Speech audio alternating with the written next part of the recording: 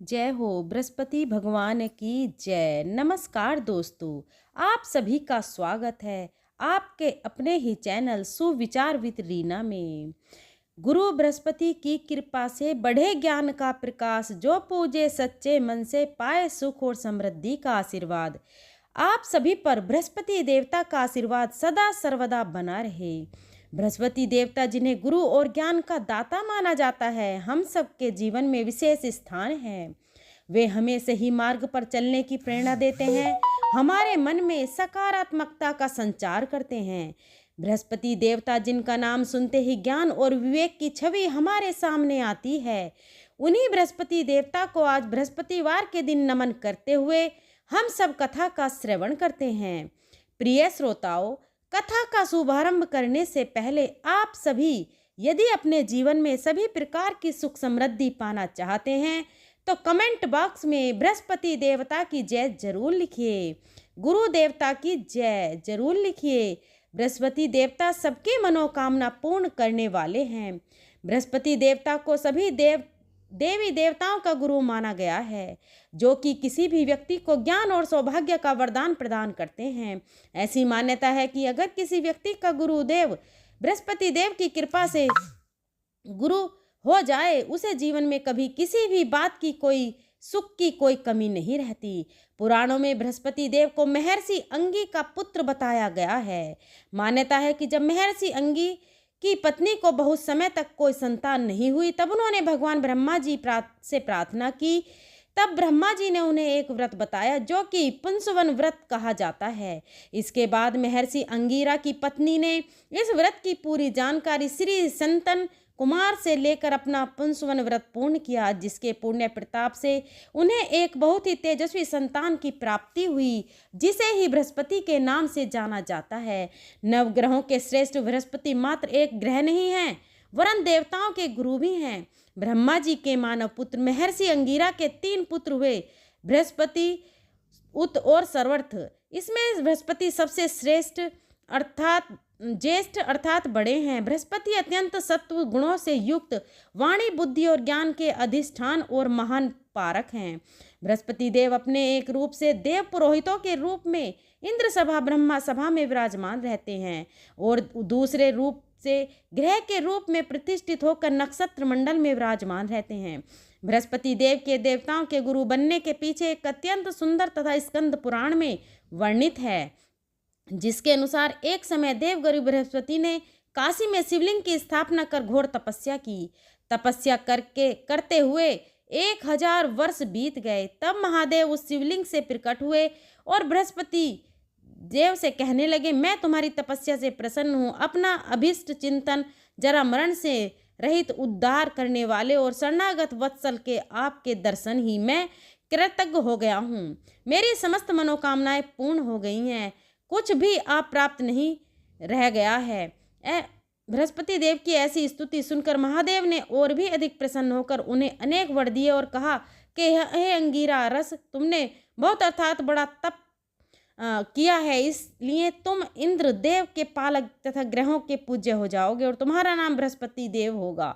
महादेव ने आगे कहा, हे ग्रह शक्ति और विद्वान हो, इसलिए तुम्हारा नाम वासिचपति भी होगा। जो प्राणी तुम्हारे द्वारा स्थापित इस बृहस्पति संवर लिंग की आराधना करेगा और तुम्हारे द्वारा की गई स्तुति का पाठ करेगा, उसे मनोवांछित फल प्राप्त होगा तथा ग्रह जनित कोई अन्य बाधा उसे पीड़ित नहीं करेगी।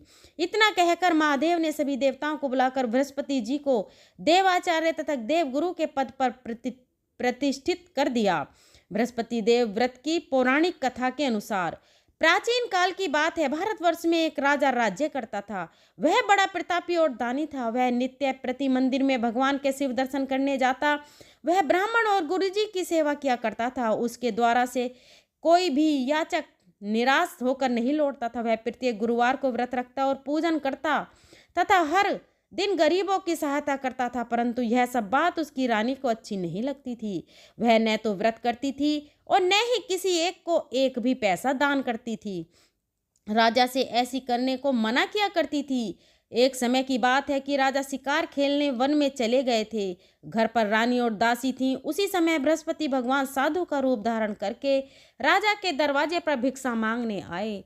साधु ने रानी से भिक्षा मांगी तो वह कहने लगी, हे साधु महाराज, मैं इस दान और पुण्य से तंग आ गई हूँ। इस कार्य के लिए तो मेरे पति ही बहुत हैं। अब आप ऐसी कृपा करें कि हमारा सारा धन नष्ट हो जाए और मैं आराम से रह सकूं। साधु रूपी बृहस्पति देव ने कहा, हे देवी, तुम बड़ी ही विचित्र हो। संतान और धन से कोई दुखी नहीं होता, इसको तो सभी चाहते हैं। पापी भी पुत्र और धन की इच्छा करता है।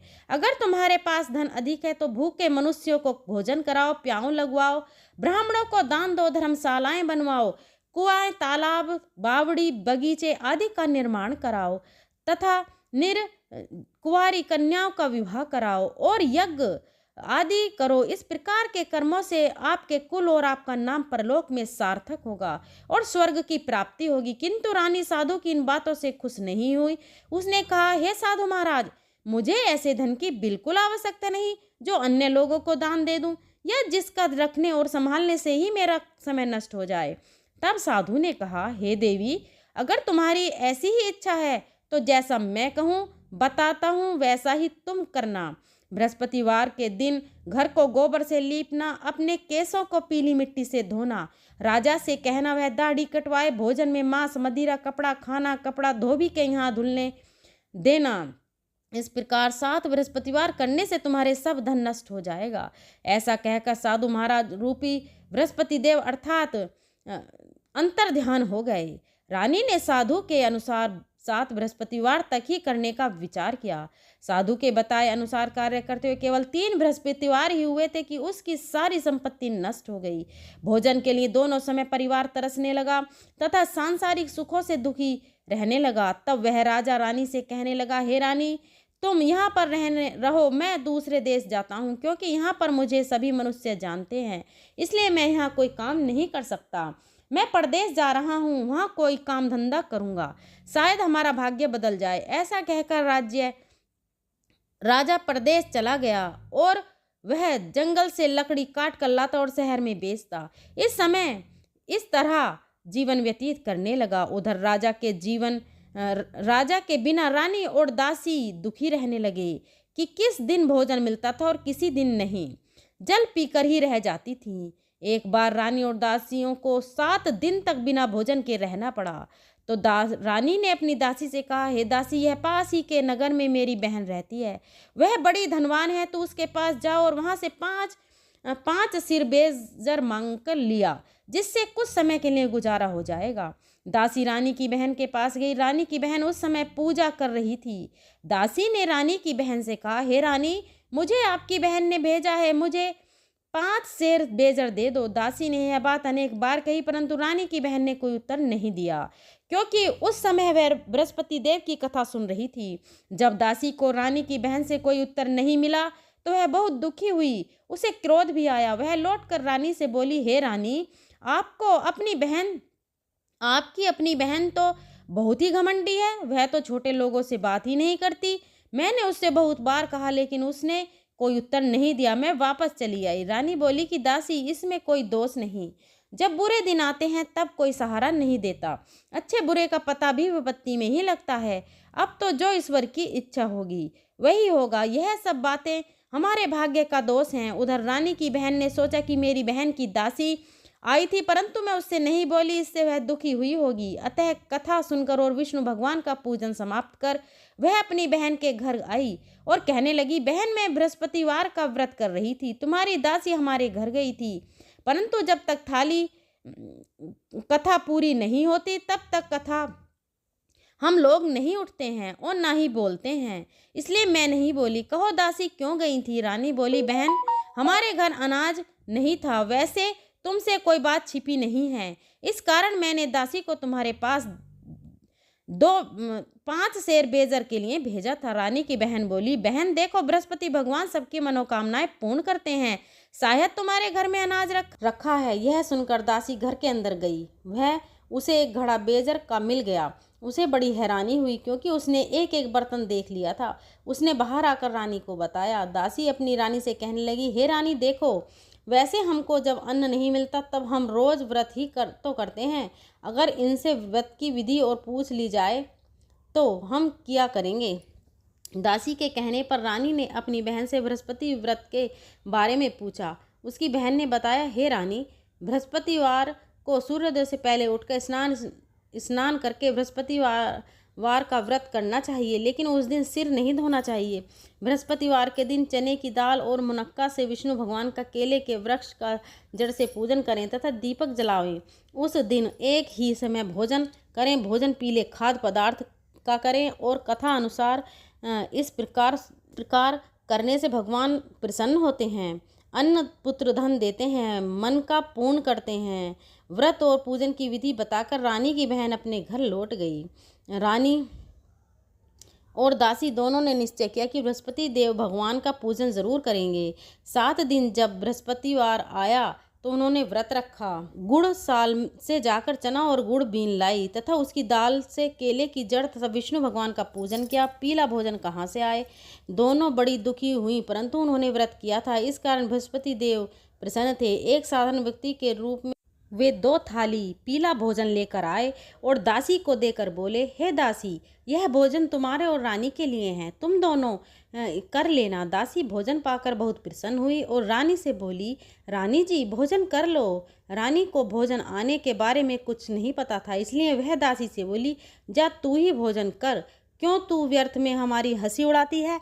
तब दासी बोली, रानी, एक व्यक्ति भोजन दे गया है। तब रानी कहने लगी, वो भोजन तेरे लिए ही दे कर गया है, तू ही भोजन कर। दासी ने कहा, वह व्यक्ति हम दोनों के लिए 2 थाली देकर गया है, इसलिए मैं और आप दोनों साथ साथ भोजन करेंगे। फिर दोनों ने गुरु भगवान को नमस्कार कर भोजन किया। उसके बाद से वे प्रत्येक बृहस्पतिवार को गुरु भगवान का व्रत और पूजन करने लगी। बृहस्पतिवार भगवान की कृपा से उनके पास धन हो गया, परंतु रानी फिर पहले की तरह आलस्य करने लगी। तब दासी बोली, देखो रानी, तुम पहले भी इसी प्रकार आलस्य करती थी, तुम्हें धन रखने में कष्ट होता था, इस कारण सभी धन नष्ट हो गया। अब गुरु भगवान की कृपा से धन मिला है तो तुम्हें फिर आलस्य होता है। बड़ी मुसीबतों के बाद हमने यह धन पाया है, इसलिए हमें दान पुण्य करना चाहिए। तुम भूखे मनुष्यों को भोजन कराओ, प्याऊ लगवाओ, ब्राह्मणों को दान दो, कुआं तालाब बावड़ी आदि का निर्माण कराओ, मंदिर पाठशाला बनवा कर दान दो, कुंवारी कन्याओं का विवाह करवाओ, धन को शुभ कार्यों में खर्च करो, जिससे तुम्हारे कुल का यश बढ़े और स्वर्ग प्राप्त हो और पितर भी प्रसन्न हो। दासी की बात सुनकर रानी ने इसी प्रकार के कर्म करने प्रारंभ कर दिए, जिससे उनका काफ़ी यश फैलने लगा। एक दिन रानी और दासी आपस में विचार करने लगी कि न जाने राजा किस दशा में होंगे, उनकी कोई खोज खबर नहीं है। उन्होंने बृहस्पति देव से प्रार्थना की और तब भगवान ने रात्रि में राजा को स्वप्न में कहा, हे राजा, उठ, तेरी रानी तुझको याद करती है, अब अपने देश को वापस लौट जा।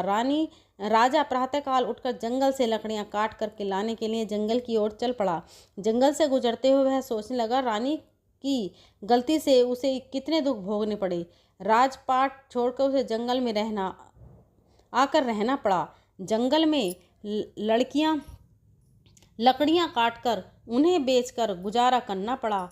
उसी समय उस जंगल में बृहस्पति देव एक साधु के रूप में धारण करके आए और राजा के पास आकर बोले, हे लकड़हारे, तुम इस सुनसान जंगल में किस चिंता में बैठे हो, मुझे बतलाओ। यह सुनकर राजा की आंखों में आंसू भर आए और साधु की ओर की न करने वह बोला, साधु को प्रणाम करके वह बोला, प्रभु, आप सब कुछ जानने वाले हैं। ऐसा कहकर राजा ने साधु को अपनी संपूर्ण कथा सुना दी।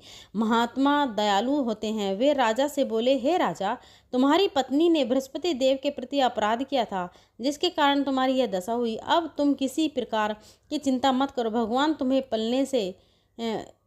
पहले से ही अधिक धन देंगे। देखो, तुम्हारी पत्नी ने बृहस्पतिवार का व्रत करना प्रारंभ कर दिया है। अब तुम भी बृहस्पतिवार का व्रत करके चने की दाल और गुड़ जल के लोटे में डालकर केले का पूजन करो, फिर कथा कहो, सुनो, भगवान तुम्हारी सब मनोकामना पूर्ण करेगा। साधु को प्रसन्न देख साधु को प्रसन्न देखकर राजा बोला, हे प्रभु, मुझे लकड़ी बेचकर इतना पैसा नहीं मिलता जिससे भोजन करने के उपरांत कुछ बचा सकूं, और मैंने रात्रि में अपनी रानी को व्याकुल देखा है। मेरे पास कोई साधन नहीं है जिससे समाचार जान सकूं। फिर मैं बृहस्पति देव की क्या कहानी कहूं? मुझे तो कुछ भी नहीं मालूम है। साधु ने कहा, हे राजा, तुम किसी बात की चिंता मत करो। बृहस्पतिवार के दिन तुम रोजाना की तरह लकड़ियां लेकर शहर में जाओ। तुम्हें रोज से दुगना धन प्राप्त होगा, जिससे तुम भलीभांति भोजन कर लोगे और बृहस्पति देव की पूजा का सामान भी आ जाएगा। बृहस्पतिवार की कथा इस प्रकार है। प्राचीन काल में एक बहुत ही निर्धन ब्राह्मण तथा उसकी कोई संतान नहीं थी। वह नित्य पूजा पाठ करता, परंतु उसकी पत्नी बहुत मलिन के साथ रहती थी। वह ना तो स्नान करती और न किसी देवता का पूजन करती थी। प्रातःकाल उठते ही सबसे पहले भोजन करती, बाद में कोई अन्य कार्य करती। ब्राह्मण देवता बहुत दुखी रहते थे। पत्नी को बहुत समझाते, किंतु कोई परिणाम नहीं निकलता। भगवान की कृपा से ब्राह्मण की पत्नी के कन्या उत्पन्न हुई। वह कन्या अपने पिता के घर में बड़ी होने लगी। वह बालिका प्रातः स्नान करके भगवान विष्णु का जप करती। वह बचपन से ही बृहस्पतिवार का व्रत भी करने लगी थी। पूजा पाठ समाप्त कर स्कूल जाती तो अपनी मुट्ठी में जौ भर कर ले जाती और पाठशाला जाने के मार्ग में डालती जाती। वहीं जो सोने के हो जाते तो लौटते समय उनको बीन करके घर लाती। एक दिन वह बालिका सौंप में उस सोने के जौ फटक रही थी, साफ कर रही थी। तभी उसकी माँ ने देख लिया और कहने लगी, बेटी, सोने के जौ को फटकने के लिए सोने का ही जौ होना चाहिए, सूप होना चाहिए। दूसरे दिन गुरुवार था। उस कन्या ने व्रत रखा और बृहस्पति देव से प्रार्थना करके कहा, हे प्रभु, यदि मैंने सच्चे मन से आपकी पूजा की है तो मुझे सोने का सूप दे दो। बृहस्पति देव ने उसकी प्रार्थना स्वीकार कर ली। रोजाना की तरह वह कन्या जो फैलाती हुई पाठशाला चली गई। पाठशाला से लौटकर जब वह जो बीनने लगी तो बृहस्पति देव की कृपा से उसे सोने का सूप मिला। उसे वह घर ले आई और उसमें जौ साफ करने लगी, परंतु उसकी माँ का वही ढंग रहा। एक दिन की बात है, वह कन्या सोने के सूप में जौ साफ कर रही थी। उस समय उस नगर का राजकुमार वहाँ से होकर निकला। इस कन्या के रूप में और सोने के सूप में जौ को साफ करते देखकर वह उस कन्या पर मोहित हो गया। राजमहल आकर वह भोजन तथा जल त्याग कर उदास होकर लेट गया। राजा को जब राजकुमार द्वारा अन्न जल त्यागने का समाचार मिला तो अपने मंत्रियों के साथ वह अपने पुत्र के पास आए और बोले, बेटा, तुम्हें किस बात का दुख है, कष्ट है? किसी ने अपमान किया है अथवा कोई और कारण है? मुझे बताओ, मैं वही करूंगा जिससे तुम्हारी प्रसन्नता हो। तब राजकुमार ने अपने पिता की बातें सुनी और बोला, मुझे आपकी कृपा से किसी बात का दुख नहीं है। किसी ने मेरा अपमान नहीं किया है, परंतु मैं उस लड़की के साथ विवाह करना चाहता हूँ जो सोने के सूप में जौ साफ कर रही थी। यह सुनकर राजा आश्चर्य में पड़ गया और बोला, हे बेटा, इस तरह की कन्या का पता तुम ही लगाओ, मैं उसके साथ तुम्हारा विवाह अवश्य कर दूंगा। राजकुमार ने राजा को उस लड़की के घर के पता बतलाया। मंत्री उस लड़की के घर गया और राजा का आदेश ब्राह्मण को सुनाया। कुछ दिन बाद ब्राह्मण की कन्या का विवाह राजकुमार के साथ संपन्न हो गया। कन्या के घर से जाते ही उस ब्राह्मण देवता के घर पहले की तरह गरीबी वास हो गया। अब भोजन के लिए भी अन्न बड़ी मुश्किल से मिलता था। एक दिन दुखी होकर ब्राह्मण अपनी पुत्री से मिलने गया। बेटी ने पिता की दुखी अवस्था को देखकर और अपनी माँ का समाचार पूछा। ब्राह्मण देवता ने सभी हाल कह सुनाया। तब कन्या ने बहुत सारा धन देकर अपने पिता को विदा कर दिया। इस तरह ब्राह्मण का कुछ समय सुखपूर्वक बीता, लेकिन कुछ दिन बाद फिर वही हो गया। ब्राह्मण फिर अपनी कन्या के यहाँ गया और सभी हाल कह सुनाया तो पुत्री कहने लगी, हे पिताजी, आप माता जी को यहाँ लिवा लाओ, मैं उन्हें वह विधि बताऊंगी जिससे गरीबी दूर हो जाए। अब ब्राह्मण देवता अपनी पत्नी को साथ लेकर अपनी पुत्री के पास राजमहल में पहुँचे तो अपनी पुत्री अपनी माँ को समझाने लगी, हे माँ, तुम प्रातः काल उठकर प्रथम स्नान आदि करके विष्णु भगवान का पूजन करो तो सब दरिद्रता दूर हो जाएगी। परंतु उसकी माँ ने उसकी एक बात नहीं मानी। वह प्रातःकाल उठकर अपनी पुत्री का बच्चा जूठा खा लेती थी। एक दिन उसकी पुत्री को बहुत गुस्सा आया। उसने रात कोठरी से सारा सामान निकाल दिया और उसमें अपनी माँ को बंदी बंद कर दिया। प्रातः उसमें से निकाला और स्नान आदि करा के पूजा पाठ करवाया तो उसकी माँ की बुद्धि ठीक हो गई। इसके बाद वह नियम से पूजा पाठ करती और प्रत्येक बृहस्पतिवार को व्रत करने लगी। इस व्रत के पुण्य प्रभाव से उसकी माँ भी बहुत धनवान हो गई और बृहस्पति देवता के प्रभाव से स्वर्ग को गई। वह ब्राह्मण भी सुख पूर्वक इस लोक का सुख भोग कर स्वर्ग के प्राप्त हुए। इस तरह यह कहानी साधु महाराज वहाँ से लोप हो गए। धीरे धीरे समय बीतने लगा। फिर बृहस्पतिवार का दिन आया। राजा जंगल से लकड़ी काटकर किसी शहर से में बेचने गए। उस दिन और दिनों से अधिक धन मिला। राजा ने चना गुड़ आदि लाकर बृहस्पतिवार व्रत पूजन किया। उस दिन से उसके सभी क्लेश दूर हुए। परंतु जब अगला गुरुवार का दिन आया तो वह बृहस्पतिवार का व्रत करना भूल गया। इस कारण बृहस्पति देव भगवान नाराज हो गए। उस पर नगर के राजा ने विशाल यज्ञ का आयोजन किया था। अपने समस्त राज्य में घोषणा करवा दी कि कोई भी मनुष्य अपने घर में भोजन ना बनाए। समस्त जनता मेरे यहाँ भोजन करने आए। इस आज्ञा को जो न मानेगा उसको फांसी की सजा दी जाएगी। राजा की आज्ञा अनुसार राज्य के सभी निवासी राजा के भोज में सम्मिलित हुए। लेकिन लकड़हारा कुछ देर से पहुंचा, लेकिन राजा उसको अपने साथ महल में ले गए। जब राजा लकड़हारे को भोजन करा रहे थे तो रानी की दृष्टि उस खोटी पर पड़ी जिस पर उसका हार टंगा हुआ था। उसे हार खोटी पर लटका दिखाई नहीं दिया। रानी को निश्चय हो गया कि मेरा हार उस लकड़हारे ने चुरा लिया है। उसी समय सैनिक बुलवाकर उसको कैद खाने में डलवा दिया। जब लकड़हारा कारागार में पड़ गया तो वह बहुत दुखी होकर विचार करने लगा कि न जाने कौन से पूर्व जन्म के कर्म मुझे यह भुगतने पड़ रहे हैं। और उसी साधु का याद करने लगा जो जंगल में मिला था। तत्काल बृहस्पति देव साधु के रूप में प्रकट हो गए और उसकी दशा को देखकर कहने लगे, अरे मूर्ख, तूने बृहस्पति देवता की कथा नहीं की, इस कारण तुझे दुख प्राप्त हुआ है। अब चिंता मत कर। बृहस्पति देववार के दिन कारागार के दरवाजे पर 4 पैसे पड़े मिलेंगे। उनसे तू बृहस्पति देव की पूजा करना तो तेरे सभी कष्ट दूर हो जाएंगे।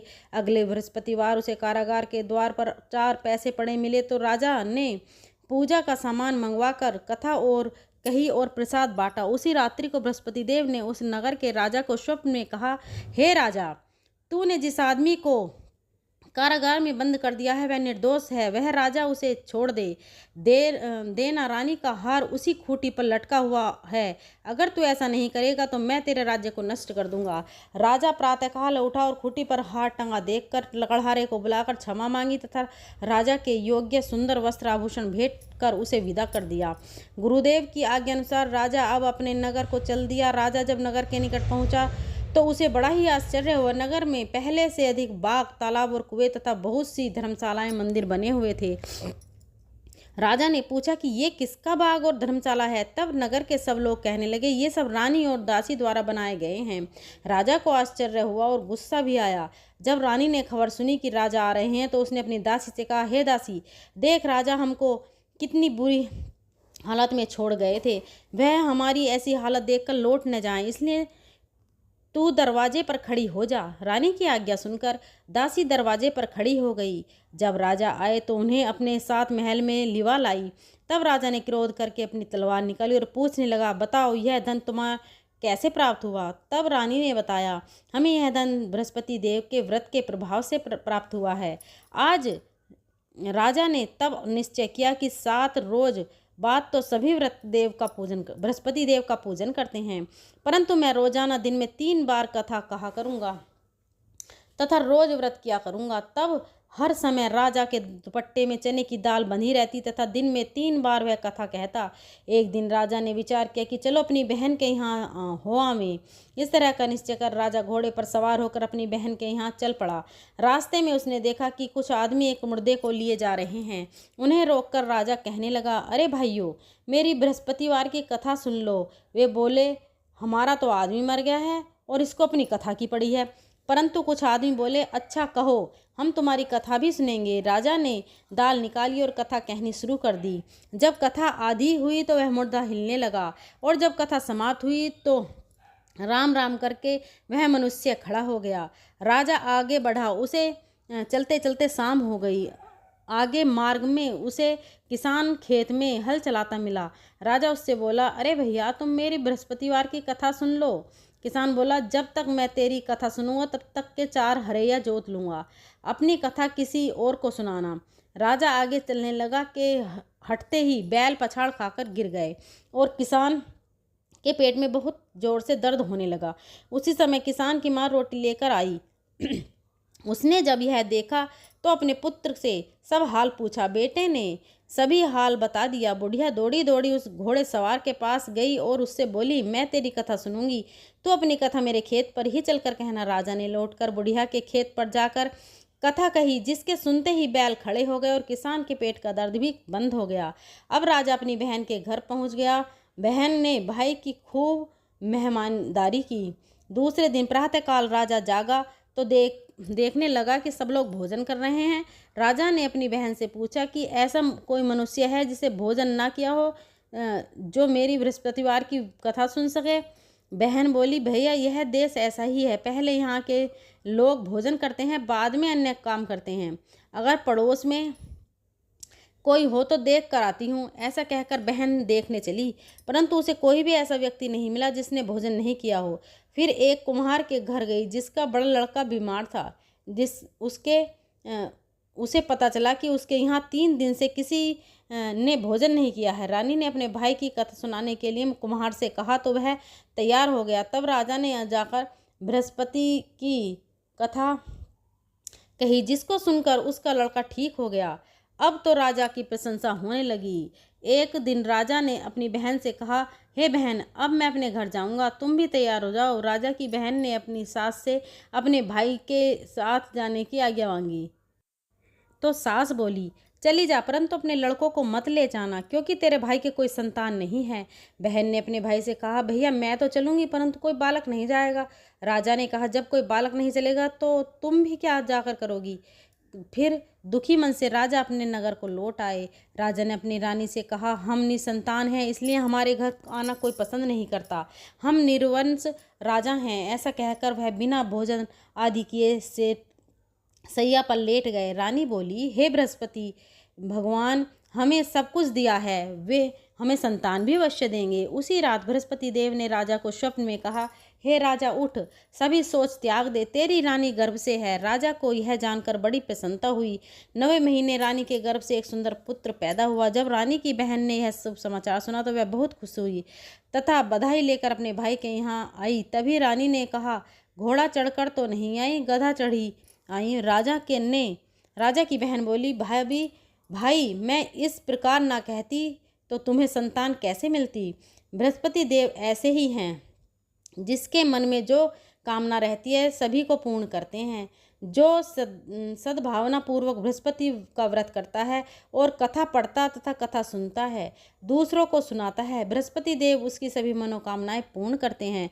बृहस्पति देव उनकी सदैव रक्षा करते हैं। जो संसार में सद्भावना और सच्चे मन से बृहस्पति देव का पूजन करते हैं, उनकी सभी मनोकामनाएं उसी प्रकार पूर्ण होती हैं जैसे रानी और राजा ने बृहस्पति देव की कथा का गुणगान किया। उनकी सभी इच्छाएं बृहस्पति देव के पूर्ण की। मनुष्य को हृदय से उनका मनन करते हुए जयकार करनी चाहिए। प्रेम से बोलिए, बृहस्पति देवता की जय। यह थी बृहस्पतिवार व्रत कथा। अब सुनिए आरती। ओम जय बृहस्पति देवा, स्वामी जय बृहस्पति देवा, छिन्न छिन्न भोग लगाऊं, कदली फल मेवा। ओम जय बृहस्पति देवा, तुम पूर्ण परमात्मा, तुम अंतर्यामी, स्वामी तुम अंतर्यामी। जगत पिता जगदीश्वर, जगत पिता जगदीश्वर, तुम सबके स्वामी। ओम जय बृहस्पति देवा, चरणामृत निज निर्मल, सब पातक हरता, स्वामी सब तक हरता। सकल मनोरथ दायक, सकल मनोरथ दायक, कृपा करो भरता। ओम जय बृहस्पति देवा, तन मन धन अर्पण कर जो जन शरण पड़े। स्वामी जो जन शरण पड़े, प्रभु प्रकट तब होकर, प्रकट तब होकर द्वार खड़े। ओम जय बृहस्पति देवा, दीन दयाल दयानिधि भगतन हितकारी। स्वामी भगतन हरि पाप दोष सब हरता, पाप दोष सब हरता, भव बंधन हारी। ओम जय बृहस्पति देवा, सकल मनोरथ दायक सब संशय तारो। स्वामी सब संशय तारो, विषय विकार मिटाओ, विषय विकार मिटाओ, संतन सुखकारी। ओम जय बृहस्पति देवा, जो कोई आरती तेरी प्रेम सहित गावे। स्वामी प्रेम सहित गावे, ज्येष्ठ आनंद बंद सो निश्चय ही पावे। ओम जय बृहस्पति देवा, ओम जय बृहस्पति देवा, ओम जय बृहस्पति देवा। छिन्न छिन्न भोग लगाऊं, कदली फल मेवा। ओम जय बृहस्पति देवा। बोलो बृहस्पति भगवान की जय। दोस्तों, अगर वीडियो पसंद आई हो तो वीडियो को लाइक एंड शेयर करें और अपने ही चैनल सुविचार विद रीना को सब्सक्राइब करें। अगर बोलने में कोई त्रुटि हो तो क्षमा करें। मिलते हैं अगली वीडियो में। धन्यवाद।